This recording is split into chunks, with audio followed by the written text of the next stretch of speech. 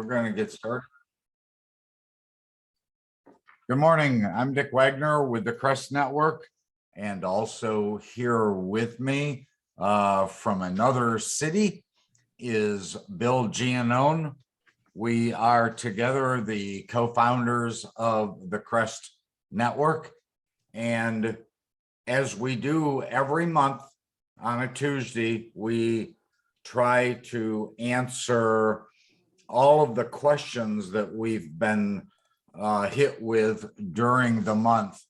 And so we've got 6 or 8 questions here that Bill and I are going to take turns answering. Some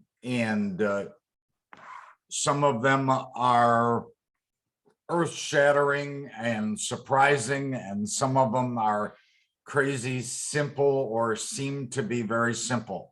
So getting started, let me see if I can move the screen.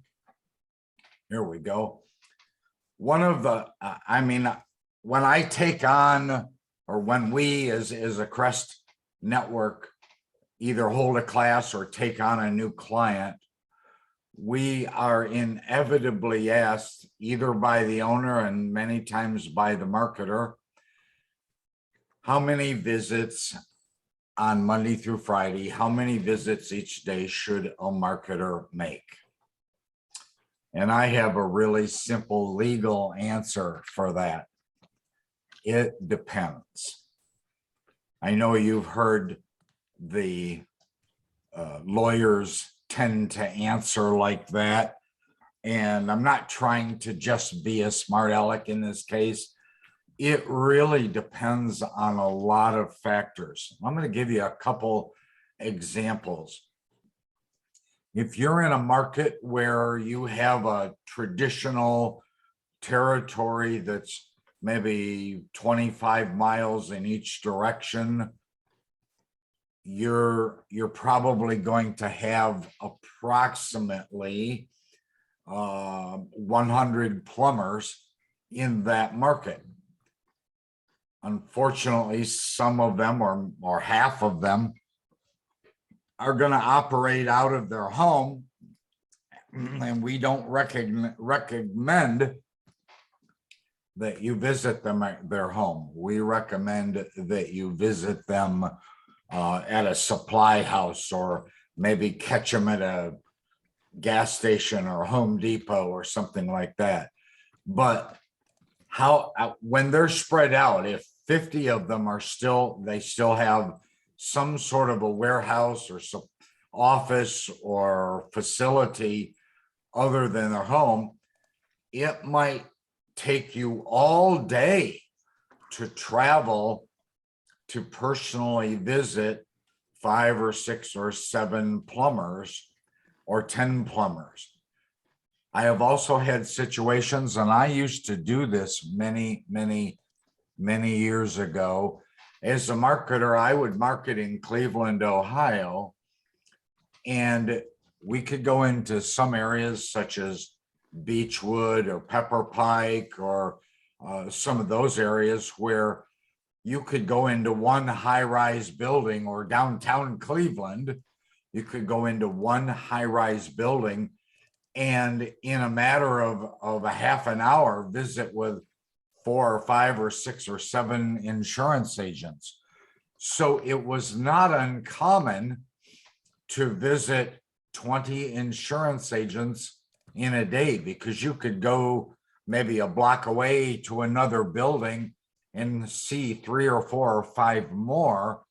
And so a dozen agents' personal visits to their offices in an hour and a half, it was very normal. So in those situations, it's feasible, it's easy, it's reasonable to expect your marketer to visit 15 or 20 insurance agents in a day. It's unlikely that they're going to visit 15 plumbers in a day, because obviously plumbers have their shops spread all over the city. And yes, I do have one marketer who is male, he's, I think, 6'5", and he's 300 pounds or 275 pounds. You'd look at him and think he's some sort of a linebacker. He's not intimidated or afraid or concerned about visiting plumbers at their homes.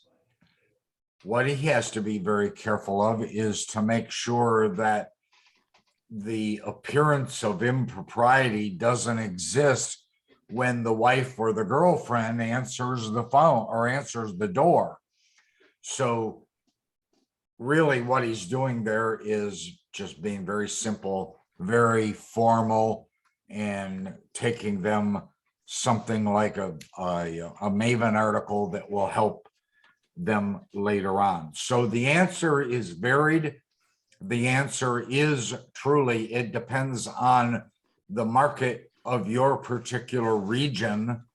But even my marketers in the rural areas where the clients are spread out, maybe from one city an hour away from their home office, they're still visiting 12 or 13 offices, plumber offices or insurance offices a day. So expect your marketer in most situations to be able to make a minimum of a dozen visits every single day, Monday through Friday. Billy? Thank you, Mr. Wagner. My question that I got this last week, and I wanted to make sure we talked about this because it always comes up. How can I ethically increase my average job size? Now, when the question came in, the word ethically wasn't there, so I wanted to add that as a little bit of an editorial note, just so that we're always remembering that there's a right way and a wrong way to increase your average job size. Clearly, there's the old rule of thumb that you could throw everything against the wall and see what sticks. And I don't recommend that. The insurance companies are pretty savvy about how we invoice them. They keep records on all of us. And if you're the kind of company that literally throws everything against the wall, the insurance company knows that, and they're never going to treat you as a credible company. They're going to beat you up on every little thing, even the legitimate charges. So I say, how can I ethically increase my average job size? Well, there's a couple of ways to go about it. And the first way that I'm going to say is the most egregious area that I think we as restorers make a huge mistake is we underscope our equipment. This is an absolute, pardon the pun, but it's a pandemic within our industry that's really, really terrible. There are so many guys who only put enough equipment on so that they know they're going to get paid on it. So they're underscoping. They're not following the new IRCRC standards that came out 2 revisions ago. And they're, especially with air movers and dehumidification, they're definitely not putting the right amount on because they just don't feel like they can defend themselves properly when it comes time to being fought. Little trick here. You're not going to get fought as much on air movement as you are on dehumidification. If you put XL dehumidifiers on to get that extra $25 or $30 in your area, and you really should have only put a large on because of the quote unquote pints per day calculation, you're going to get fought on that. You're probably going to lose most of the time. But if you put on 7 air movers and the guy's calculation comes up with 6, very rarely are they going to come back and tell you to throw that air mover off. And it's that same $30, but you're not going to have to put up a fight. And I'm not saying just to pad your numbers by putting an extra air mover on. Most contractors I work with and most restorers that I'm coaching don't put that extra air mover on as it's called for currently in the IRCRC calculations. They forget that the formula is 50 to 70 square feet, plus all the wall and ceiling issues, plus 1. Every room starts with 1 before we start doing the square footage calculations. So always add that room. You know, if you have a 200 square foot floor, that's 4 air movers plus 1. So that's 5. And people will look at a room that's, 10 by 20, and they'll say, how the heck can I even fit 5 in there? Well, the calculation calls for it. You're not causing any problems. You're increasing the rate of evaporation. So you're going to decrease overall drying time. You're doing what the standard says. So please make sure you put enough equipment on. That's always a mistake. If you don't have enough power, everybody thinks that's a negative. That's not a negative. You address that issue. You get an electrician out there. You find out if there's a little extra power on the panel. You run a sub panel. You run like a little breaker off of that, and you have your equipment running off of a spider box. That's perfectly acceptable, and the adjusters can't tell you they're not paying for that. It's what was called for on the project. But again, restorers don't want to go through the hassle. I actually had one of our clients tell me last week, I just don't want to go through the hassle of having to call out the electrician because it slows down the project. Well, you're doing what's right for the project. So there's no such thing as slowing it down if you're doing what's correct. If your whole purpose is urgency, then you're not going to be able to get the proper amount of money from your job because you're not executing the job to the exact proper way to do it. So let's make sure we put the right amount of equipment on. We have to vigorously document everything we do because most of the times our final collection amount is lower than what we bill because we're not properly documenting. And I'm going to go over that in a future question later on in the slideshow. I just want you to remember this topic, vigorous documentation. And then finally, let's make sure we're properly educating our estimators. In a normal company that does maybe 15 water jobs a month, that's nearly 200 jobs a year. If that person is missing $1,000 or $1,500 for every single invoice, that's $200,000 to $300,000 of your money they're leaving on the table because it's not costing you any more when they write that invoice. It's already work that's been completed, but they might just be leaving off some very simple items that should be on every single item. The cleaning is something that gets left off. There's a lot of final cleaning that's now called for in the new standard that we're not doing. Cleaning all vertical surfaces is called for in the standard, regardless of whether, all horizontal surfaces, regardless of whether or not the area was affected. So every floor in an affected room, even if it's just a little corner, every top of a kitchen, every countertop, all need to be cleaned. That's part of the new standard. We're leaving those off. But let's just say we educate our estimators and we send them to a good class. You know, we don't offer that, but I know companies like REIT's Drying Academy offer really good estimating classes.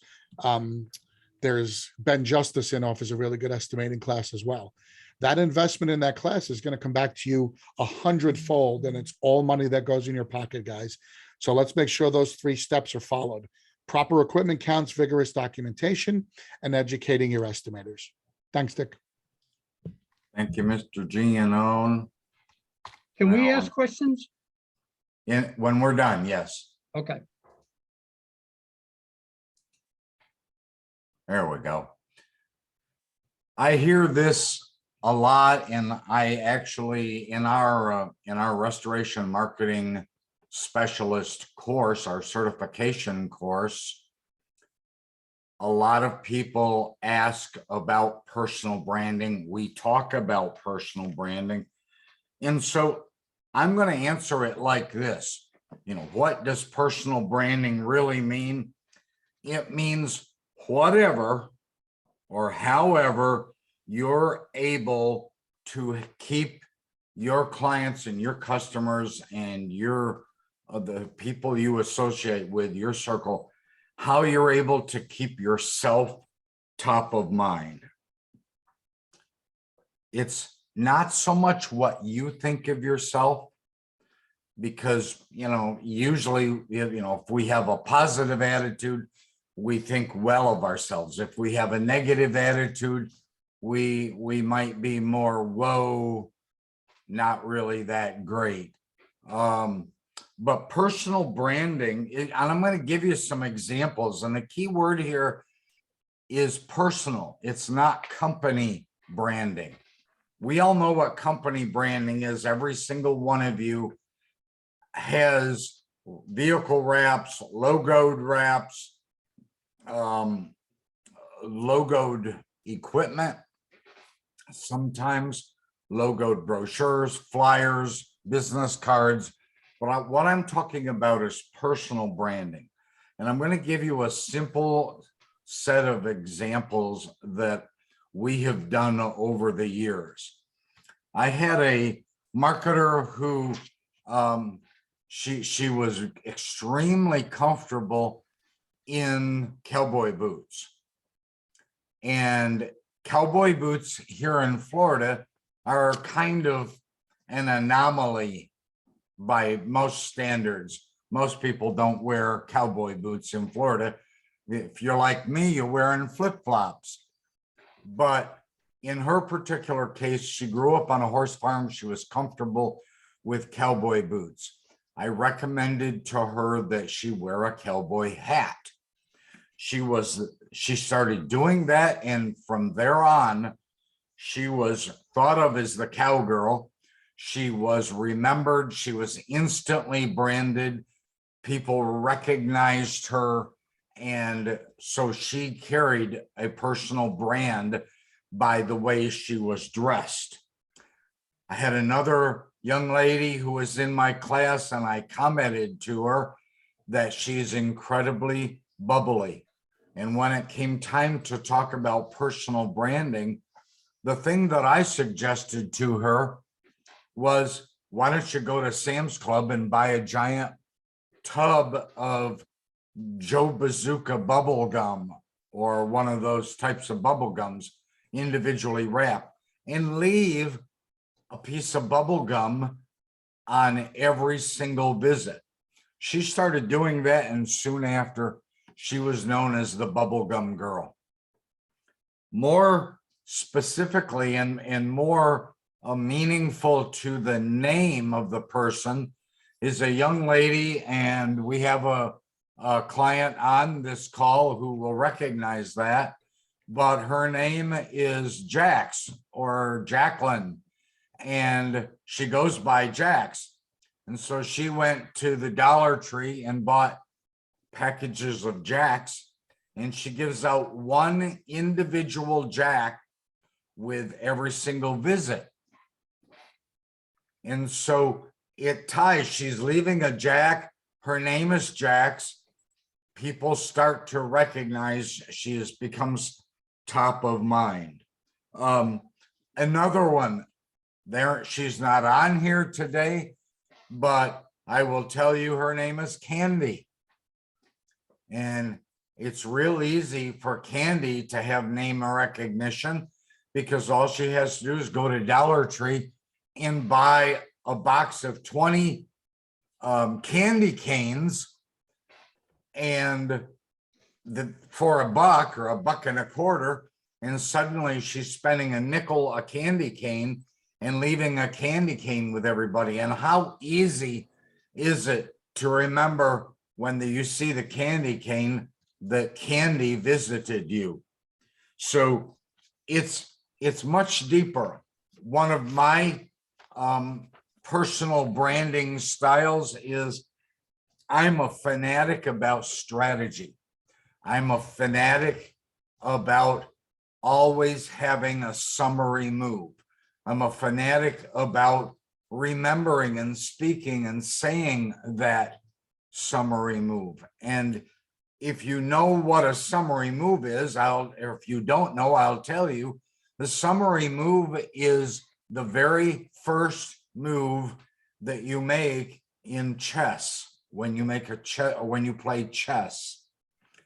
And the people like Boris Spassky, the real chess champions of the world, actually think 17 or 15 or 13 moves ahead. If they move, if their opponent moves one way, they immediately know what they're going to move. So one of the things that I do is, whenever I hold a class 3 or 4 times a year, usually I will place a chess piece at everybody's table.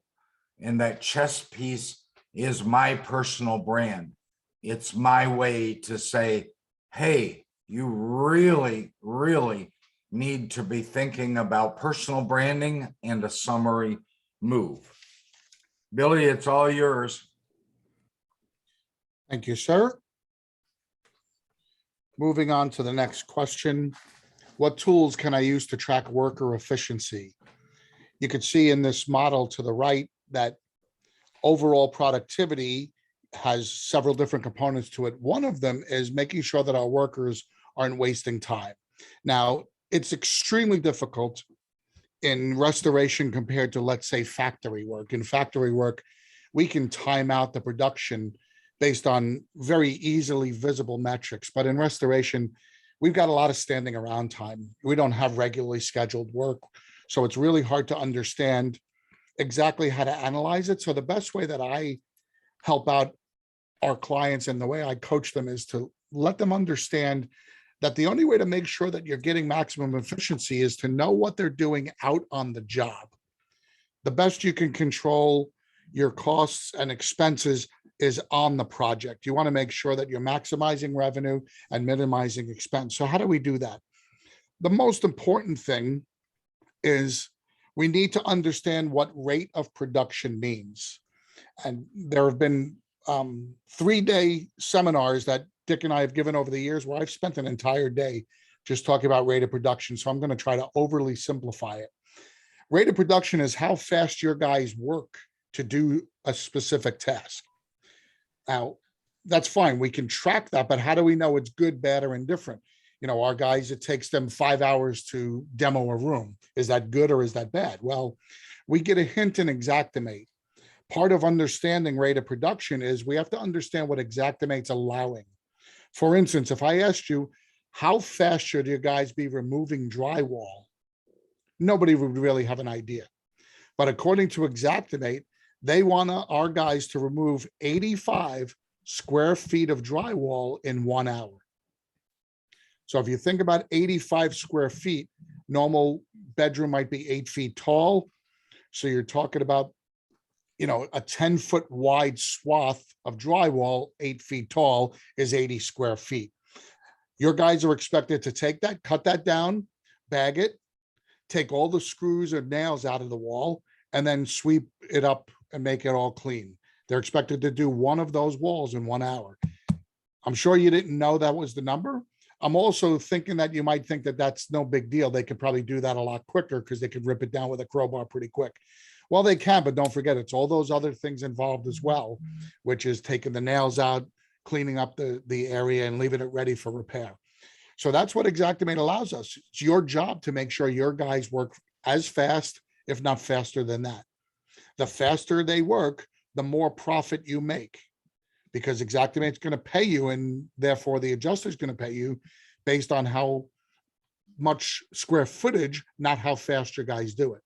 So like I said, the faster they work, the less labor hours you're spending, the better you're going to be. Another thing that Xactimate does is they allow you a certain amount of travel time to and from each job. It's about a half hour or so. That's built into their calculations. Believe it or not, they also allow you lunch breaks. They allow you setup and takedown of your tools and getting your stuff out of the truck. They also allow you a couple of breaks a day. So yes, all those things are built in. But if you can schedule your crews to hit 1 or 2 projects that are close enough to each other, you can make a little bit of money up on that as well. So if you schedule your crews geographically, let's say you're working, 3 crews, if you can make them work different parts of the city or different parts of your territory and make sure that they respond accordingly, that's a huge, huge help to your company's bottom line. It might not seem like it, but with the price of gas going up the way it is, and probably going to continue to go up through the summer months, every 5 or 10 miles you can save puts $3 or $4 in your pocket. So let's think about it that way. Finally, you need to know what your gross profit margins are. That's going to tell you how efficient your guys are. If you're not operating at 70 to 75% or better gross profit margins, then your guys are not working efficiently. So there are ways to calculate that. Let's just make sure we're capturing all of those direct costs. It's very important. We need to make sure that we're capturing the cost to know how efficient our guys are working. It's also important to make sure you get out there. Don't sit behind the desk all day, even if you're one of the guys that I'm coaching to not be involved in every project. It's important to see how the guys are working. So either you do it or you hire a manager, but they need to be on site and to document just where the inefficiencies might be lying. Maybe your guys are not bringing everything they need in on the first trip to the truck. And over the course of an 8-hour demolition day, they're going back and forth to the truck 6 or 7 times. Doesn't seem like a lot, but if those 6 or 7 times also result in taking a little break to have a drink or taking a break to listen to a little bit of music or return some text or phone calls, you could be losing an hour of efficiency. For what we're paying our guys, that's $40 to $50 out of your pocket every single day, multiply by however many guys do that. That's real money, guys. And those are the little things that let you know whether it's working or not. So those are the best ways to follow your efficiency. My most important thing would be get into Xactimate, drill down on what I call the rate of production. And if you have any questions, give me a holler and I'll be able to answer how to get there for you. Thanks, Dick. Thank you, Bill. I get asked this, or I'm asked in a slightly different way.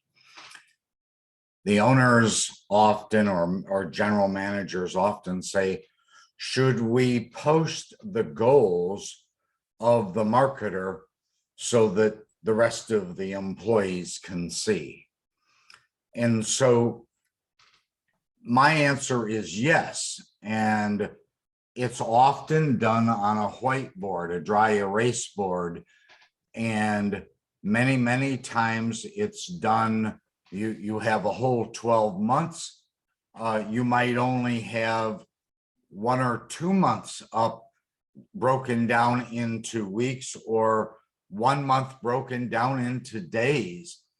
And I'll tell you, there's nothing more motivating for a marketer than to have his fellow employees say, hey, what's going on? You didn't sell anything today, or you didn't get any referrals today. And the way that's often translated or put on the whiteboard is, if they're going to go out on a Monday and on your board you have the whole week, Monday through Friday, and nothing came in on Monday, and at the end of the day a big fat 0 went on Monday, that's pretty visible to all of the employees. We used to do it a little bit differently. We used to put the sales or the numbers by the week and the accumulation by the month. We knew what we were supposed to achieve in gross dollars or revenue brought in for the month. And so each week we would write on the day of the week how much that sale or that value of that job was. And we would total them up at the end of the week. And then we would total up all 4 weeks and arrive at the dollar amount for the month. If the dollar amount was $150,000 and we only received or generated in revenue 130,000, that's very visible. That clearly demonstrates that we did not achieve the target that was set for us or that we set for ourselves. I highly recommend, and I've been in offices where instead of a whiteboard, I was just in one here in Florida just recently, and they have a 40-inch flat screen TV and the computer is hooked to it, and they're always projecting the Excel spreadsheet live for what they did. And so at a moment's glance in the front office for everyone to see, they knew exactly what jobs were happening and what the dollar amounts were, and were they on track? Are they on target or not? Were they ahead of the game, or were they behind the 8 ball? And so that was done on a computer, was entered in on the Excel spreadsheet, but it was projected all day long on the giant flat screen on the wall. And that's in place of the whiteboard, and that's probably even more effective, but certainly a little more costly. So my answer is yes, please, please post your marketer goals or targets visible for every employee in the company to see. If you want to put it in the shop area where it's not visible to the customers, that's fine too. But all of the employees should be able to see it. Bill? Thanks, Dick. Great advice. How can I handle a surge of calls during otherwise normal times? This isn't that situation when we see the hurricane come in and we're able to really gear up for it. This is, you get one of those little flash floods, or the spring is coming and you know that there's going to be some flooding, but you just don't want to gear up and start hiring a bunch of people. And all of a sudden you get 10 or 12 calls. How do we handle that with our normal crews and our normal people? Well, it's kind of simple. I'm old enough, unfortunately, that I remember when MASH was on first run, and the whole concept of MASH was it was a mobile hospital during the Korean War. And the way that they do the surge of injuries that would come in after a battle is what they call a triage method. And I have a similar version of the triage method that I've put together for our clients to try to handle surges when they come into our business. Simply put, just basically take your crews. Usually we have 2-man crews, and let's split them up. Even if it means that you just have a helper who doesn't have a ton of experience or knowledge on what he's doing out there. Let's just do this. Let's split those crews up. Let's get our hands on some temp workers. And now we've just effectively doubled the size of our operation. If we had 3 crews, now we've got 6 crews. With those 6 crews, we're not going to respond 100% to every call. We're going to take in the calls. We're going to try to prioritize those calls by what sounds like to be the severity of the loss. If there's a lot of standing water in a home, and if we know it's a covered loss, we might entertain those first. If it's a home, unfortunately, this sounds biased, but it's kind of how we have to operate our business during a supply and demand time. If it's a home that's in a more affluent neighborhood where the price of the home might be a little higher, and we know that there might be an urgency for the homeowner to pay us cash on, during surges always helps to ease the financial burden we're going to have to bear for doing more work.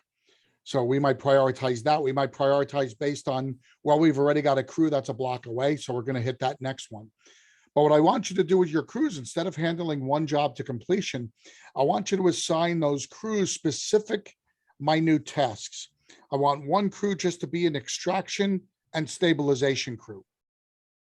All they're going to do is go out and take the water out and just put like a dehumidifier and a scrubber in there, and that's all they're going to do. The next crew that rolls around after that, which could be hours from now, is going to then assess and do the demo of anything that's not salvageable. Again, all they're going to do is the demo and possibly a little bit of cleaning. And then they're going to leave, and then that last crew is going to come because there's still stabilization equipment there, so things aren't getting worse. And then that last crew is going to come and they're going to drop off drying equipment. Okay. If you do that, you're touching a lot more people than you can early on if all you did was spend the entire 8 hours or 10 hours on one project. Yes, it's going to lengthen the amount of time it takes to get that overall project done. But those homeowners, as long as you explain to them the process, they're going to understand that. And they're going to be happy that they're getting service when so many of their neighbors and friends aren't getting anybody to show up, because this isn't what the local Serve Pro or Service Master is going to be doing. They're going to put them on a list and they're going to be 23rd on that list. So as long as you treat it like triage and you just go in and you do minimal amounts of work, you're showing each one of your clients that you're progressing through their home. I don't like to use the term spiking because it's got a negative connotation, but in effect, that's what you're doing. You're locking up these clients by showing them right away. You're taking the most dangerous thing out right away, which is the water. The water staying there is going to create more and deeper problems the longer it stays. So you're going to get in there and you're going to take that water out as soon as possible. And then you're going to stabilize so nothing worse will happen. And then you're just going to let the rest of your teams come through. If you do that, you can get to the last calculation that I had when this was done here in Atlanta with one of our clients. The last calculation is the company was able to get to 3 times more calls than they would have had they responded with just what I'll call it a soup to nuts response per location. That's huge at the end of the day when you could do that. Yes, you're going to drive your crews really hard. Yes, you have to be very sensitive to overworking them and making sure they're not making mistakes or worse. But you also have to make sure that you're taking care of your lead sources. Don't answer all those Google calls first. I should have said that when we're prioritizing. Make sure that those guys who feed you business for the other 11 and a half months out of the year, make sure that they're getting taken care of as well. Okay. Hopefully that explains a little bit of the triage. And if you have any questions, again, this is something I've laid out in depth for a lot of our clients. I'd be more than willing to give you a holler on that. Thanks, Dick.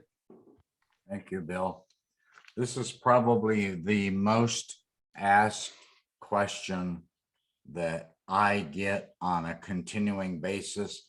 Most of you know that for the past dozen or so years, I have put together the priority response emergency plan specifically for the commercial environment. So I want to give you some simple little facts. I wrote them down before we started this webinar, and I think that they're extremely useful in you understanding what the big picture is. Fact, in the US, there are slightly more than 4.5 million commercial vehicles. Excuse me, I misspoke, commercial buildings with that combined make up more than 93 billion. That's billion with a B, billion square feet. That means in general, for every 100,000 population, and that's pretty normal. That means that there are about 1,665 buildings in your market. And so that equals, in a typical territory, commercial properties could easily, if you're in a market, El Paso or the greater Tulsa area, you could easily have a 500,000 population. That translates into 6,500 plus commercial buildings. And so, since we know, this is from the Insurance Services Office, we know that 6% of commercial buildings have a reported water loss every year. That's only 6 out of 100, but that equates out of 6,600 properties. That means 399, almost 400 buildings a year have water losses, and that's only those that are actually reported. So the question is, short of hiring a full-blown commercial marketer that's going to do that Monday through Friday, and you're going to spend $100,000 to achieve that. Short of that, your marketing person could easily market to a more simple or less complicated commercial property. If you've got skyscrapers in your region, don't look up. You don't need those sizes and types of buildings. Consider grocery stores and insurance agencies and convenience marts or mini marts. Consider local non-chain restaurants. Consider your doctor or dentist offices, smaller factories, smaller churches. Those are many of your marketers, many of your owners know people in those environments, know people that own a commercial, a mini mart that's a commercial situation, or they know a doctor, or they know a dentist, or they attend a church where they have a relationship, or at least they're known. And also consider this, most commercial properties, I don't care how big, but most commercial properties aren't tied in, they're at least for an insurance coverage, they're not tied in with third-party administrators. They are not hooked in with TPAs. Some of the commercial carriers, but not part of a TPA directly, are Chubb, Travelers, Liberty Mutual, Zurich, AIG, and in general, they don't get caught up in the TPA market. So it's a wide open market. Some of the low-hanging fruit comes from relatives and friends and neighbors and clients, some of who you've already worked with, some who you know and are general managers or in charge of or have a connection with a commercial property.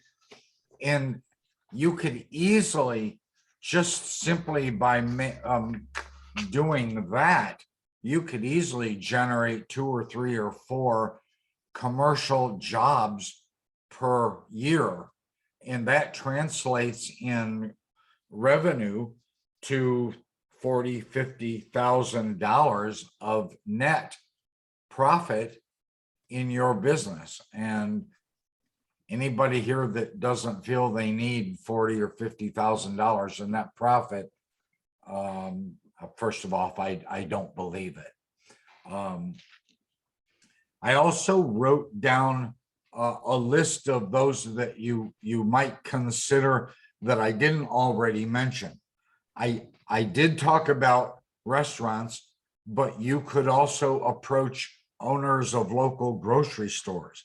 Very likely, they are the owner of the building. You could approach auto body shops, auto repair shops, insurance agencies that own their own building, convenience marts like, oh gosh, there's so many around the country, Circle K or 7-Elevens.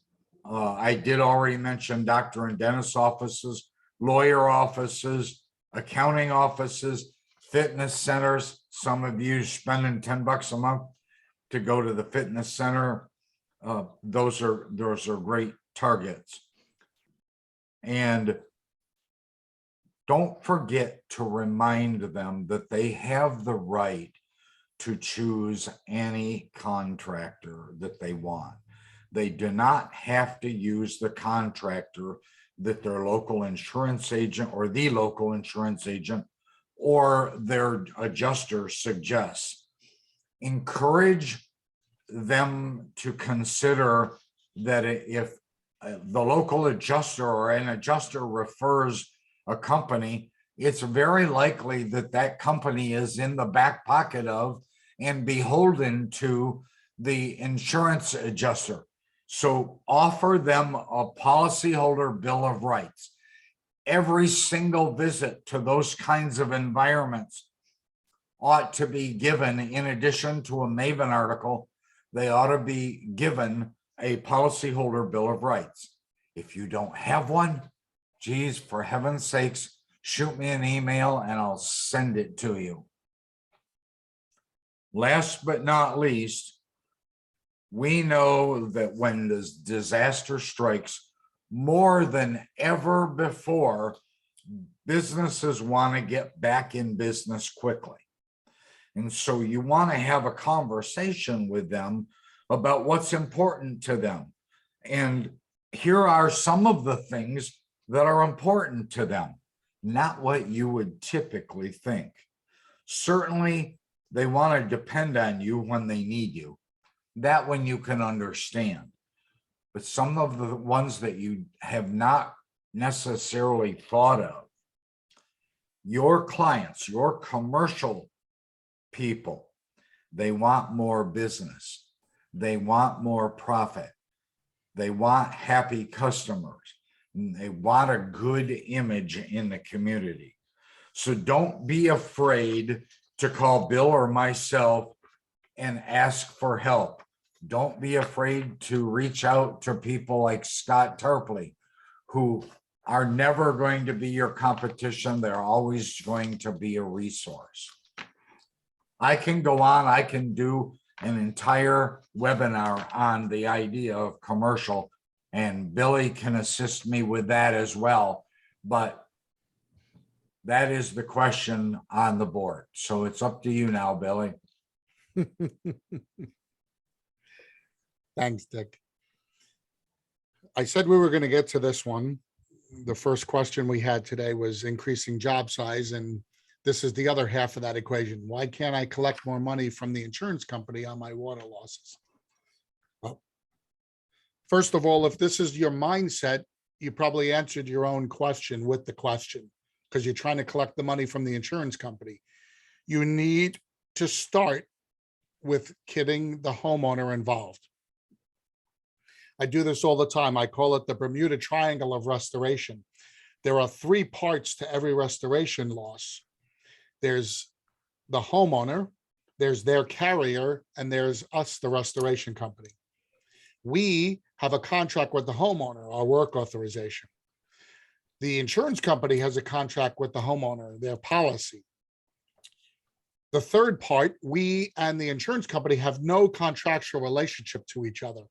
Yet what do? For most of us, 99% of the time, we talk around the homeowner and we cut the homeowner out of this whole discussion. So not only are we doing something that we have no legal basis for doing, but we're isolating the only person in the entire equation who can help us. So we need to educate from the start. We need to let the homeowner know that as much as we will help them and assist them with their insurance process, that ultimately our contract is with them and they're responsible for payment.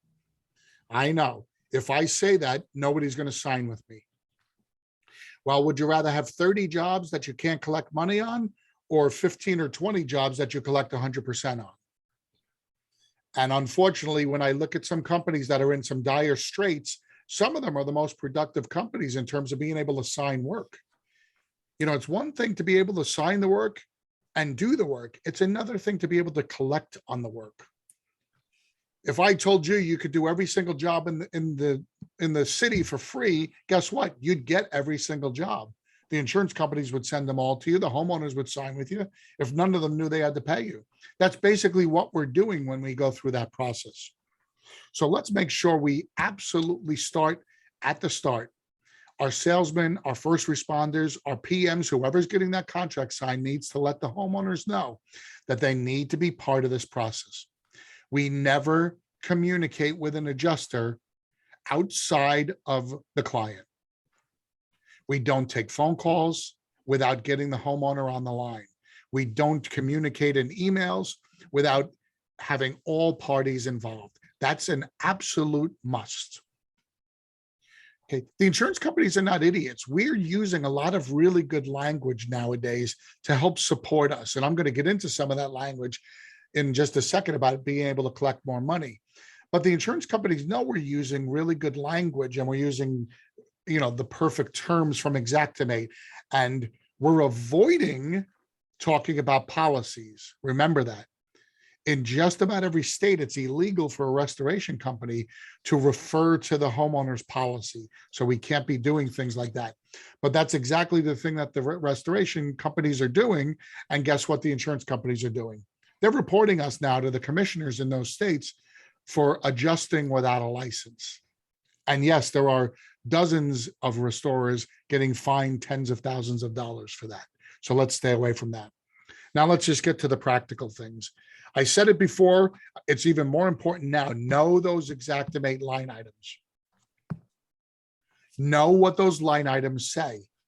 For instance, do you know that you get paid $78 or so for a box of garbage bags. You need to know those line items. What don't you get paid for? Right now, you need to look and see if they have raised the amount of money you're getting for monitoring, because part of monitoring is driving around. We know the cost of driving around just got more expensive in the last 6 months because of the price of fuel going up. Has your price for monitoring gone up? Forget about the fact that it's costing us a lot more for technicians now than it did 2 years ago. You should have seen an increase there in the labor rate, but you should also see an increase in the monitoring, because part of that that's built into that is driving around. Those are things you need to know about your line items. Don't let the adjuster tell you, oh, that's included in the line item. You have to be able to say, no, it's not. Believe it or not, I had an adjuster tell me once that you can't charge monitoring hours because on all the equipment, it literally says 24 hours dash no monitoring. So he says, well, the equipment means that you don't have to monitor it. That's how he was interpreting the line items. We all clearly know that just meant it does not include the monitoring. That's just for the rental of the equipment and monitoring a separate hours. But you need to know those line items. Don't get fooled by the adjusters. You need to make sure that we're not talking to third parties on residential invoices. I specify residential because in the commercial world, it's an entirely different animal. They use third parties often as their experts to be able to give them some perspective. And it's a much more accepted part of the process because those third parties are technically not there to lower your invoice.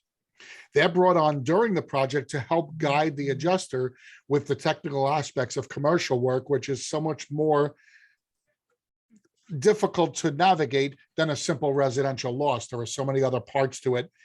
And again, Dick said we could do a whole webinar on commercial to begin with. So I'm not going to get into that. Let me just say the vast majority of third parties on residential losses and invoices are there with one purpose in mind, strictly to lower your invoice, strictly to cut your bill. So don't even give them the credibility of entertaining them.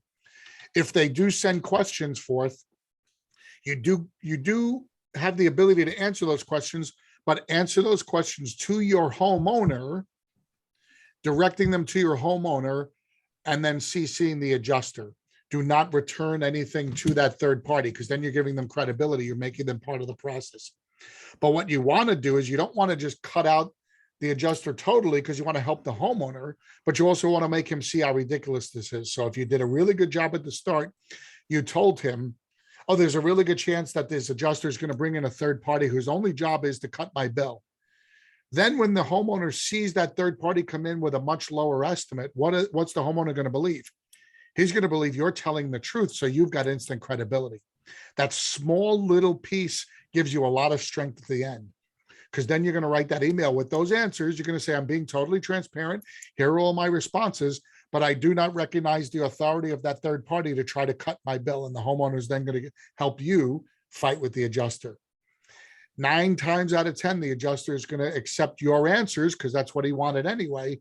And he's just going to take your word for it, and he's going to make a decision on payment. Keep that homeowner involved, keep the homeowner putting pressure on the adjuster, and you're going to get really, really good results. Finally, I said it before, documentation is key. If you can't prove it, it didn't happen. They're asking for documentation. Obviously, they want to see your water logs, and you are responsible providing them. According to IRCRC, you have to provide the drawing plan that you created. So you're responsible for all of that documentation. Also, take a ton of pictures. If you did wear PPE on a job, have pictures of you guys wearing PPE. If you change filters on a job, have pictures of the dirty filters being removed from the dehumidifiers or the scrubbers. That's really important. Those are the things that prove that you did something. Right now, without that proof, it's really, really becoming more and more difficult to get paid. So do yourself a favor and document. And don't sit there and be one of those guys that says, well, I'm going to charge you $1.89 for every picture. You don't want to be doing stuff like that. That's just being antagonistic. Remember, at the end of the day, I know you guys don't want to believe this, but at the end of the day, the adjuster's job is not to lower our bill. The adjuster's job is to make sure that we have provided enough documentation and proof to justify him paying our entire bill. That's absolute truth. Why wouldn't we want to do everything in our power to make sure he can pay 100% of our bill? I'm going to make sure we do that. I build processes with our teams out in the field to make sure we can do that. And the results have been really, really well with the people who are doing that. So just remember, get the homeowner involved, document better, and know what you're billing for and be able to defend every penny. My phrase is, I bill for every penny I'm entitled to and not a penny more. So I expect not a penny less. Thanks, Dick. Thank you, Bill. Gary, for the Q&A portion, you said you had a question earlier. I actually have a couple questions, to be honest with you. Okay. Number one is, occasionally I've gone to a job and been one of the first individuals there. And they've asked me, hey, my brother-in-law had a loss a month ago, and he used the public adjuster. What do you say about that? Asking me that. Should my response be, well, that's up to you? Or would you just feel more comfortable going with the insurance company adjuster? Billy, do you want to field that one? Yeah, sure, Gary. Thanks for that question. It's something that a lot of people sometimes make the mistake of correlating the two together. The insurance company's adjuster works solely for the carrier, and his job is to make sure that at the end of the day, everything that he pays out is proven to be a legitimate expense. A public adjuster's sole responsibility is to work for policy holders to Right. make sure that they are maximizing every benefit that their policy incurs. So my recommendation is, number one, I would stay out of any kind of decision making on the homeowner's part. If you have to give them advice, I would tell them the best time to bring in a public adjuster is when you realize that your own adjuster might not have your best interest at heart. Just Okay. leave it at that. As a practical matter, many times restoration companies are very leery about advising public adjusters to be hired at the start of the project, unless it's a fire. If it's a water, they really don't need them at the start. They only need them if the repairs kind of go upside down. So that's kind of where I would be. And normally if a public adjuster comes on, he slows the process down, and he may even throw you off the job because he's got his own people. Okay. All right, that sounds good. Thank you. One other question I had was near the beginning when you were talking about initially installing one air mover for every 70 square feet. And then you said for roughly a 200 square foot room, you would use 5 air movers, 4 for the floor and 1 for the walls and ceiling. Is that, you said it was something new. Is there an Xactimate new article that has been put out, or a new information letter of some sort? Yeah, no, Gary, what it is they just redid the IRC CS 500 last year, but the previous revision back in 2018 included new math, and the new math is a square footage calculation. It used to be linear feet of wall space, but in rooms where there was a, let's just say a ballroom, for instance, there's a lot of area in the middle of that floor that's not covered by the linear square foot, the linear feet of wall space. So what they did is they changed it to a square footage calculation, and the actual calculation is from 50 to 70 square feet. So we as restorers will always want to use the lower number. We're going to do our air mover calculation based on a 50. It's also easier to do the math than it is for 70. So that's how I got that. If you take 200 and divide it by 50, you get 4, and then you add 1. That's where I get the 5. I gotcha. Yep. All right. Makes sense. Thank you. You're very welcome. Does anybody else have questions? Great. If not, Dick, take it away. Let's do the closing statement. Yes, sir. A couple things. I hope all of you will go on to CREST library, CREST library.com. And it's my shameless commercial, but for $99 a month, you have access to an incredible library of documents and videos for training on everything from marketers to owners to project managers. So it's pretty cheap, 99 bucks a month. You can sign up and you can cancel 2 months later if you want to. You're not committed to a year or 2 or 3 or whatever. It's you know, pay as you go. So on behalf of myself, Dick Wagner, and Bill Giannone, we thank you for watching the CREST Network's Tuesday morning webinar on questions and answers. I hope it's been of value to you. So, and this will be on the CREST, thecrestnetwork.com website later on today, maybe probably tonight. Thank you so much. Bye-bye. See you later. Oh, Ryan, he did have his hand up, but I'm going to assume maybe it was either a hi or goodbye. So thank you. I know.